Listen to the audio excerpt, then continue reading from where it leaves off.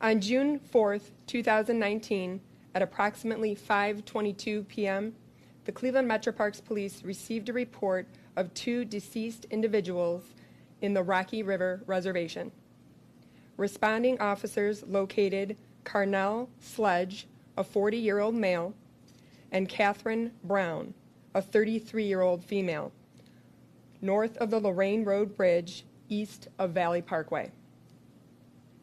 Cleveland Metroparks Detective Bureau is leading the homicide investigation and has received support from the Bureau of Criminal Investigations as well as the Cuyahoga County Medical Examiner's Office.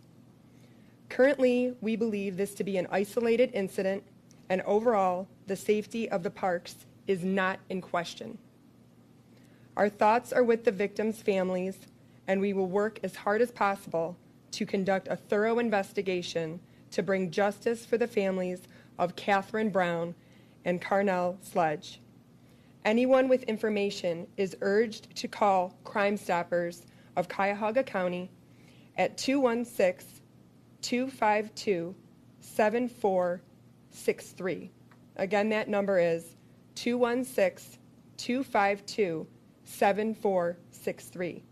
A cash reward may be available, and the callers may remain anonymous. I would now like to introduce Dr. Tom Gilson, the medical examiner of Cuyahoga County. Thank you, Chief. Good morning, everyone. I wanted to release the causes of death for the 2 individuals that the Chief mentioned.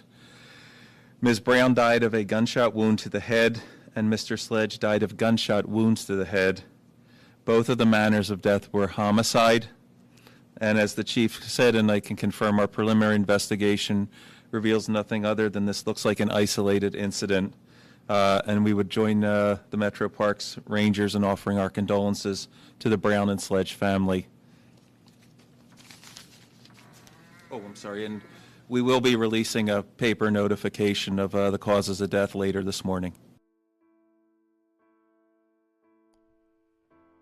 Welcome to this week's episode of Who Killed Amy Mihalovic.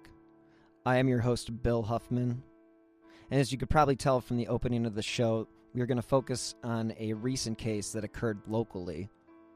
I will be back with part 2 of Who Killed Allison Perot this Friday, but in the meantime, this case that I'm about to discuss hits really close to home.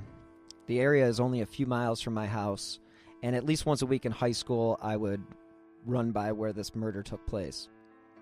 The case I'm talking about is the unsolved murder of Carnell Sledge and Katherine Brown. A kayaker discovered their bodies on June 4th. Both victims died from gunshot wounds to the head. In the latest press conference, the police presented a timeline when they believe the killings took place. Metroparks Chief Ranger Katherine Dolan said Brown and Sledge arrived in separate cars. They parked just north of the Lorraine Bridge in the Metroparks Rocky River Reservation just after 5 p.m. Asked if Brown and Sledge were targeted, FBI Special Agent in charge of the Cleveland office, Eric Smith, said they were exploring all avenues. The area where the killings took place sees heavy traffic. Smith said any detail from witnesses in the area during the late afternoon and early evening could be of major value. The FBI is offering a reward of up to $20,000 for information in this case. And now I'm going to play you the most recent press conference where they announced the reward and more details pertaining to the death of Carnell Sledge and Katherine Brown. It's important to remember that the Brown family and the Sledge family have lost important people in their lives.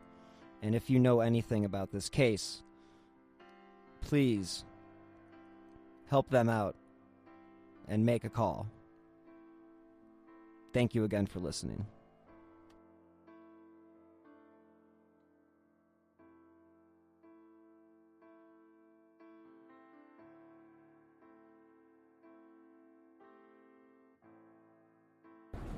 Good afternoon, everyone. Thanks for being here. This afternoon, we have Chief Katherine Dolan from the Cleveland Metroparks and Special Agent in Charge Eric Smith of the FBI to discuss the June 4th double homicide that occurred in the Metroparks and to make a plea to the public. Thank you. Good afternoon. We would like to take this opportunity to provide an update to the community on the homicides in the Rocky River Reservation on June 4th, 2019, and continue to ask for the public's assistance in this investigation. Katherine Brown, known as Kate, and Carnell Sledge were friends and had been friends for several years. It was common for them to socialize together. We know that the two victims arrived to the park on June 4th in separate vehicles at approximately 5:04 p.m. to the pull-off lot north of the Lorraine Road Bridge displayed here in the photos and aerial map. Kate and Carnell exited their vehicles and sat on the park bench along the river.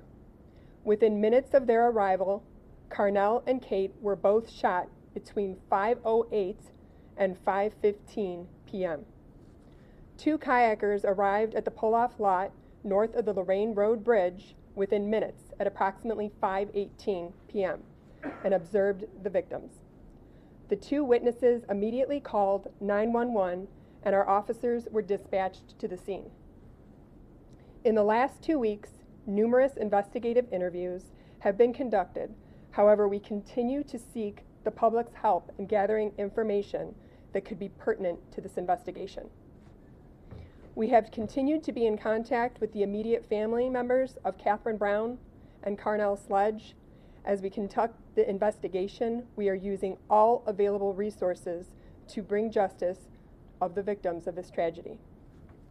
We continue to use all available resources in this investigation with the support from the Cleveland Division of the FBI and the Cuyahoga County Medical Examiner's Office. I'd now like to introduce Special Agent in Charge of the Cleveland Division of the FBI, Eric Smith. Good afternoon, ladies and gentlemen. My name is Eric Smith. I am the Special Agent in Charge of the Cleveland Division of the FBI. I want to start by thanking the Cleveland Metroparks and the Cleveland Metroparks Police Department for their partnership and their professionalism in our collective pursuit of justice for Kate Brown and Carnell Sledge. As Chief Dolan has already laid out some of the publicly releasable facts in this unsolved case, I would like to ask the public for assistance. The area known as the pull-off lot north of the Lorraine Road Bridge in the Cleveland Metroparks Rocky River Fairview Park Reservation is in a highly trafficked area, especially in the late afternoon and early evening weekday hours.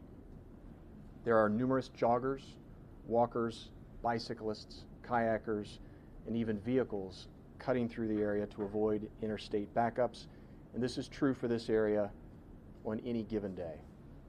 Tuesday, June 4th, was a nice, warm, early evening, temperatures in the mid-70s, and accordingly, there were plenty of people and plenty of activity in the park. We're asking the public to take a look at the maps displayed here. If you were in the area on the evening of Tuesday, June 4th, between 4:30 and 5:30 p.m., please contact law enforcement immediately. You may have seen something that will give us the key to solve this investigation. A critical piece of information that will lead us to who is responsible for this horrific double homicide. You may think that what you saw was nothing or was unrelated. We are asking you not to dismiss anything. Let law enforcement make that decision, and we need your assistance. Reward money has been offered by the FBI up to $20,000 and by Crime Stoppers up to $2,500 for tips that lead us to the identification and prosecution of the person or persons responsible. Tips can remain anonymous and can be provided to Cleveland Metroparks, the Cleveland FBI, or Crime Stoppers. We want to hold the individuals accountable that have committed this horrific act, and we also want to provide answers to Kate and Carnell's family and friends. We're now happy to take a few questions. For you and the Chief, Metroparks Police initially indicated that people should not be concerned. If you have not identified a suspect, why should people not be concerned? Shouldn't people be concerned that there's someone out there that killed 2 people at Metroparks in broad daylight? Take your career to the next level with James City County Police Department. They're offering experienced, certified officers a career they deserve, with competitive pay and a signing bonus, take-home cars, tuition assistance, homeowner assistance, and a comprehensive benefits package. Plus, you'll have access to specialized training and professional development opportunities, and a family-friendly community that values your contributions. Learn more at jamescitycountyva.gov. Violent crime in the parks is extremely rare, and we have 90 officers sworn, part-time and full-time, that are patrolling the parks and will continue to do so. The last homicide that the parks had was 2 decades ago. But are you not concerned that this happened in broad daylight with kayakers and bicyclists and people traveling through the metro parks? Concern is a good word to use, but again, be vigilant. If you see something, say something, and our officers will continue to patrol the parks. Has anything in their computer or their phones revealed anything about anyone that they were having trouble with? I can't talk about anything in that regard due to the ongoing investigation. Are there any cameras that would be in the area of the metro parks or the entrance or the exit to, the city on either side? Again, I can't discuss what type of evidence we have at this point. Are you getting much of a response to the initial offers of rewards like, or are you needing, I guess, even more info hence this testimony? We are receiving tips, and we are looking into every lead that is called in. That's why we're here today, to encourage people to call, even if it's something that they don't think is important or that we already know. Still come forward and call if you know anything. It could be very helpful. Can you say how many you've received roughly at this point? No. In terms of their relationship, can you explain the relationship that they had and if they were going there to bike or to go on a walk, or do you know? I'm not sure why they were there that day. I do know that they were friends and had been friends for several years, over 10 years. But I'm not sure on that day why they were meeting there. Can you say what type of friends they were? Were they romantically involved? Or? Not that we're aware of, no. How were you able to narrow down that timeline to 5:08 to 5:15 as to when the shootings actually occurred? So again, that's going to come back to some of our investigative leads as to why we know that time. Why is the FBI involved in the double homicide? That's a great question. I would say that this sort of goes back to partnerships. It's not it's probably an overused expression, but this is a police cooperation matter. This is a violent crime in a public area. And to your question earlier, sir, this could have happened at somebody's doorstep. It could have happened in somebody's vehicle. It could have happened in somebody's residence. Unfortunately, it happened on a beautiful sunny day in a public area, and that's why we're involved. We're happy to help our law enforcement partners pursue justice in this matter, and we're eager to provide any assistance, whether investigative, analytical, or technical. So we see the aerial map that shows the relationship between the park bench where this happened and the Metroparks Police Station. Is there anything you can infer from that this person was bold enough to do something like this with a police station down the road and people visiting the park at that time of day? I think that leads us to why we're here today. We have pursued multiple lines of effort and multiple lines of investigative rigor on this case. But the one we've not yet pursued is that to reach out to the public and ask them for their assistance. And I think anybody who would be brazen enough to do that on a day like that is somebody that we need to pursue, especially actively. Is it safe to say these two were targeted? That word hasn't necessarily been used, but it's been asked around. And were they targeted? Was it a random act? Do we know enough to say that? Right now, we're looking at all avenues. We haven't ruled anything out, so. Would you have any reason to believe that this was specifically targeted? Anything that makes you think more so that that's the case versus looking at other motives? No, we're looking at everything right now. I think we could also say that we have no reason to believe it was particularly random either. I'm sorry, Eric, did you say that you don't think it's particularly random? Because that sets up a whole other, if it's random and you're walking your children in the park, that's different if you have somebody in mind or you think that they may have been connected in some way. Correct. We have no reason to believe that it was random, and we have no reason to believe until we have the individuals in custody that we can identify for sure what the actual motive was. So we will just wait to see how the investigation pans out. But right now, this appears to be, again, somebody that did something in a very brazen way, in a very specific way, in a very beautiful day on June 4th, and that's why we're asking the public for their assistance to come back, and so we can identify any additional leads that may be out there, so we can pursue all additional avenues of investigative approach. Do you suspect this is one person? Could it be more than one person? Was there only one weapon used based on the wounds on the two victims? You want to talk about that? Yeah. So again, we're not going to discuss if it was suspects or suspect at this point. That's still part of the investigation.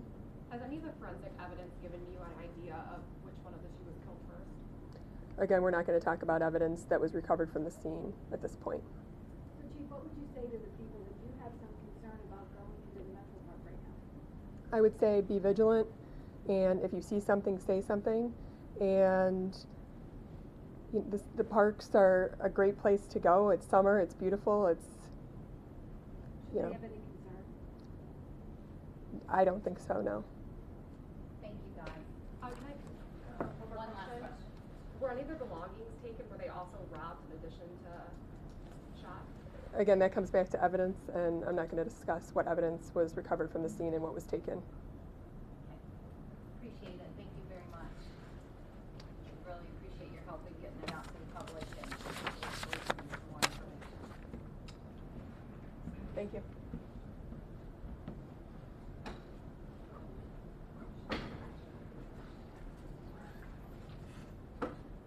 So did the maps and everything make sense to you guys? Can you leave that aerial map back up, Megan? Thanks. Thank you. And the reason the police station is labeled is just because of, No, but if you've ever driven through there, yeah. it's just saying, Yeah, this just is to show the incredibly process. brazen act. Oh, absolutely. Absolutely. Oh, hey, nice to meet you in person finally. Thank you so much for tuning in this week. This case remaining unsolved has left a community extremely uneasy. So please don't hesitate to contact the authorities if you did see anything on June 4th. The FBI is offering a reward of $20,000 for any information that will lead to the arrest and conviction of the suspect or suspects in the death of Sledge and Brown. Anyone with information can call the Cleveland FBI at 216-522-1400. The Metroparks Police have dedicated a tip line at 440-331-5219, and you can always call Crime Stoppers at 216-252-7463. And don't forget, tipsters can always remain anonymous. If you enjoy this independently produced podcast, you can help support the show and independent journalism by clicking on the donate button on the bottom left of whokilledamymihalovic.com. Any amount is appreciated, and it helps keep this show running. If you could leave a review on Apple Podcasts or wherever you listen to podcasts, that will also help support the show and get this case the attention it needs. Thank you so much again for listening, and again, be safe.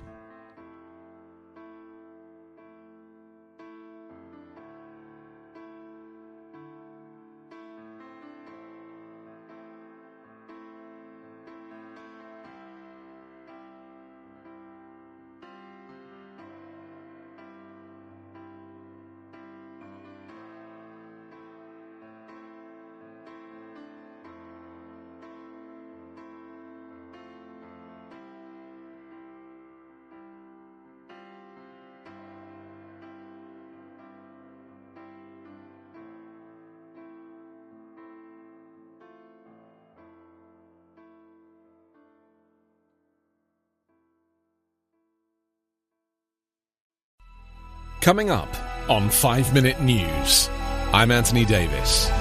You might think it's partisan because maybe it's critical of one side or the other, but it's not. It's just the truth. And I think that's also something that's kind of unusual for Americans listening to the radio or to podcasts, because the news landscape in the States has been so partisan for so many decades. So 5-Minute News is verified, truthful, independent, unbiased, and essential world news daily. Are you tired of seeing your teen or young adult struggle on a path that clearly isn't the right fit? Is your teenager confused about which direction to take after high school? The future of work is changing rapidly, and our kids need to know all of the options available after high school so they're empowered to make the choice that is best for them.